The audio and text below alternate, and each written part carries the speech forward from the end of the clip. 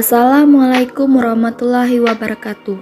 Perkenalkan, nama saya Cindy Fatika, nomor pokok mahasiswa 2062201040 dari Prodi Akuntansi, mata kuliah Akuntansi Keuangan Menengah 2, Fakultas Ekonomi dan Bisnis, Universitas Muhammadiyah Bengkulu. Baiklah, di sini saya akan menjelaskan materi mengenai investasi, instrumen ekuitas dan utang. Yang pertama, pengertian investasi. Investasi adalah salah satu faktor strategis dalam kegiatan perekonomian. Investasi juga biasa disebut dengan penanaman modal. Investasi adalah aktivitas penanaman uang atau modal aset berharga untuk tujuan memperoleh keuntungan. Pihak atau orang yang melakukan investasi disebut dengan investor. Pengertian instrumen ekuitas.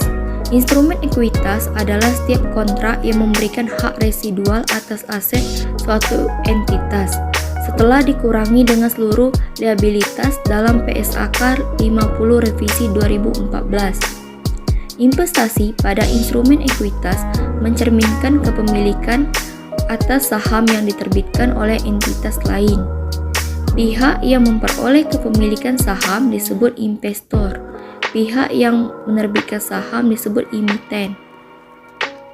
Selanjutnya, investasi instrumen ekuitas. Metode nilai wajar. Pengukuran setelahnya untuk investasi adalah instrumen ekuitas yang tidak menimbulkan adanya pengaruh signifikan atau pengendalian, maka berdasarkan klasifikasi aset keuangan dalam PSAK 55 revisi 2014, investasi dalam instrumen ekuitas dapat dibagi menjadi dua. Yang pertama, aset keuangan yang diukur pada nilai wajar melalui laba rugi. Yang kedua, aset keuangan yang diklasifikasikan dalam kelompok tersedia untuk dijual.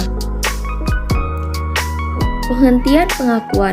Maksudnya apabila entitas menjual investasi yang memenuhi kriteria penghentian pengakuan, maka selisih antara nilai tercatat investasi dan harga jual diakui sebagai laba rugi di tahun berjalan. Metode ekuitas. Pengukuran setelahnya menurut PSAK 15 revisi 2013, investasi pada entitas asosiasi dan ventura bersama mengatur akuntansi untuk investasi pada entitas asosiasi. Ada tidaknya pengaruh signifikan oleh investor atau investi umumnya dibuktikan dengan satu atau lebih cara berikut. Terbagi menjadi 5. Yang pertama, keterwakilan dalam dewan direksi atau organ setara di investi. Yang kedua, partisipasi dalam proses pembuatan kebijakan termasuk partisipasi dalam pengambilan keputusan tentang dividen atau distribusi lainnya. Yang ketiga, adanya transaksi material antara investor dan investi. Yang keempat, pertukaran personal manajerial. Yang kelima, penyediaan informasi teknis pokok. Penghentian penggunaan metode ekuitas. Berdasarkan PSAK 15 revisi 2013, entitas menghentikan penggunaan metode ekuitas sejak investasinya berhenti menjadi investasi pada entitas asosiasi, yaitu yang pertama, jika investasi menjadi investasi entitas anak, maka investasi dicatat sesuai dengan PSAK 22 revisi 2010 kombinasi bisnis dan PSAK 65. Yang kedua, jika sisa kepentingan dalam entitas asosiasi merupakan aset keuangan, maka entitas mengukur sisa kepentingan tersebut pada nilai wajar. Pengecualian penerapan metode ekuitas. Dalam PSAK 15 revisi 2013 mengatur mengenai pengecualian penerapan metode ekuitas. Jika investasi pada entitas asosiasi dimiliki secara tidak langsung melalui entitas yang merupakan organisasi modal ventura atau reksadana, unit perwalian, dan entitas sejenis, termasuk dana asuransi terkait investasi, maka entitas dapat memilih untuk tidak menerapkan metode ekuitas. Selanjutnya, investasi instrumen utang. Pengertian instrumen utang. Instrumen utang merupakan alat yang dapat digunakan sebuah entitas untuk mendapatkan atau meningkatkan modal. Alat itu sendiri dapat digunakan oleh individu, badan pemerintah, atau badan usaha untuk tujuan memperoleh modal.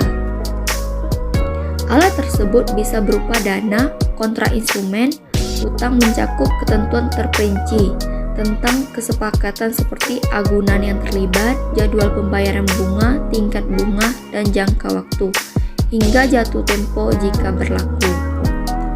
Investasi perusahaan di instrumen utang dapat diklasifikasikan menjadi 4. Yang pertama, aset keuangan yang diukur pada nilai wajar melalui laba rugi. Yang kedua, investasi dalam kelompok dimiliki hingga jatuh tempo. Yang ketiga, pinjaman yang diberikan dan piutang. Yang keempat, aset keuangan yang diklasifikasikan dalam kelompok tersedia untuk dijual.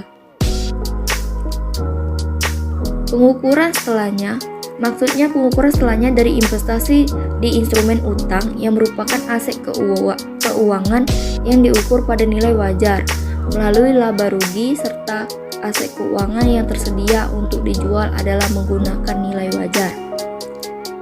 Penghentian pengakuan, maksudnya apabila terjadi penghentian pengakuan, misalnya perusahaan melakukan penjualan investasi, maka entitas menghitung keuntungan atau kerugian yang timbul dari penjualan tersebut. Jenis-jenis instrumen utang. Jenis-jenis instrumen utang yang dapat digunakan lembaga untuk mendapatkan modal adalah kartu kredit dan jalur kredit. Selain itu, ada pula pinjaman dan obligasi. Semuanya bisa menjadi jenis instrumen utang. Beberapa hal yang biasanya dijadikan instrumen utang adalah: yang pertama, surat utang. Surat utang tidak didukung oleh jaminan apapun. Surat utang dikeluarkan oleh perusahaan untuk mengumpulkan dana jangka menengah dan panjang. Yang kedua, surat utang negara. Surat utang negara merupakan instrumen utang jangka pendek yang jatuh tempo dalam 1 tahun. Surat utang dapat ditebus hanya pada saat jatuh tempo.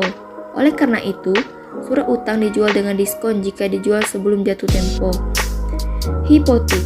Hipotek merupakan pinjaman terhadap properti perumahan serta dijamin oleh properti terkait. Properti dapat disita dan dijual untuk memulihkan jumlah pinjaman jika terjadi kasus kegagalan pembayaran. Yang keempat, obligasi. Di sisi lain, pada umumnya obligasi diterbitkan oleh pemerintah, bank sentral, atau perusahaan besar yang didukung oleh sekuritas. Obligasi juga memastikan pembayaran tingkat bunga tetap kepada pemberi pinjaman uang. Yang terakhir, dilihat dari jangka waktu peminjaman, instrumen utang terbagi atas 2 jenis, yaitu sebagai berikut. Yang pertama, jangka pendek merupakan dana yang dikumpulkan melalui instrumen utang jangka pendek dan harus dilunasi dalam waktu 1 tahun. Contohnya surat utang dan kartu kredit. Yang kedua, jangka panjang merupakan utang jangka panjang bisa dilunasi dari setahun dan memiliki jumlah lebih banyak. Sekian itu saja penyampaian materi dari saya. Jika terdapat kekeliruan dan kesalahan mohon dikoreksi. Terima kasih. Wassalamualaikum warahmatullahi wabarakatuh.